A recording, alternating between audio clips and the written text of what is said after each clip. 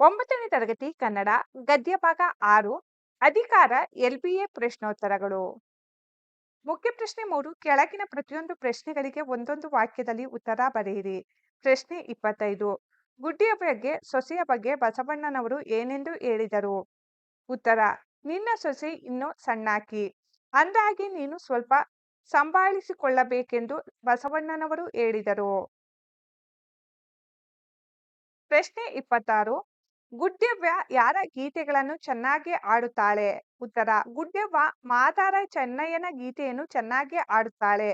ಪ್ರಶ್ನೆ 27 ಒಂದೆರಡು ದಿನದ ಮಟ್ಟಿಗೆ ಮನೆಯ ಜವಾಬ್ದಾರಿಯನ್ನು ಯಾರಿಗೆ ಕೊಡಲು ಬಸವಣ್ಣ ಹೇಳಿದರು? ಒಂದೆರಡು ದಿನದ ಮಟ್ಟಿಗೆ ಮನೆಯ ಜವಾಬ್ದಾರಿಯನ್ನು ಸೊಸೆಗೆ ಕೊಡಲು ಬಸವಣ್ಣ ಹೇಳಿದರು. ಪ್ರಶ್ನೆ 28 ಬಸವಣ್ಣನು ಗುಡ್ಡೆವ್ವಳನ್ನು ಎಲ್ಲಿಗೆ ಬಂದು ಹಾಡಲು ಹೇಳಿದರು? ಉತ್ತರ: ಬಸವಣ್ಣನು ಗುಡ್ಡೆವ್ವಳನ್ನು ಸಂಗಯ್ಯನ ಮಹಾಮನೆಗೆ ಬಂದು ಹಾಡಲು ಹೇಳಿದರು. ಪ್ರಶ್ನೆ 29 ಬಿಜ್ಜಳನ ಬಿರುದಾವಳಿಗಳನ್ನು ರಚಿಸಿದವರು ಯಾರು? ಉತ್ತರ: ಬಿಜ್ಜಳನ ಬಿರುದಾವಳಿಗಳನ್ನು ಮಾಂಚಾಣ್ಯ ಕ್ರಮಿತನು ರಚಿಸಿದನು. ಪ್ರಶ್ನೆ 30 ಮಾಂಚಾಣ್ಯ ಕ್ರಮಿತನು ಯಾವ ಭಾಷೆಗೆ ಪ್ರಾಧಾನ್ಯತೆ ನೀಡಿದ್ದನು? ಉತ್ತರ: ಮಾಂಚಾಣ್ಯ ಕ್ರಮಿತನು ಸಂಸ್ಕೃತ ಭಾಷೆಗೆ ಪ್ರಾಧಾನ್ಯತೆ ನೀಡಿದ್ದನು. ಪ್ರಶ್ನೆ 31 ಬಿಜ್ಜಳನು ತನ್ನ ಮಗನ ಬಗ್ಗೆ ಏನೆಂದು ಹೇಳಿದನು?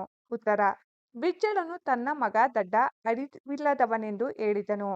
ಪ್ರಶ್ನೆ 32 ಬಸವಣ್ಣನವರ ಪ್ರಕಾರ ರಾಜ್ಯಭಾರ ಎಂದರೆ ಏನು? ಉತ್ತರ: ಬಸವಣ್ಣನವರ ಪ್ರಕಾರ ರಾಜ್ಯಭಾರ ಎಂದರೆ ಅದೊಂದು ಕಾಯಕ.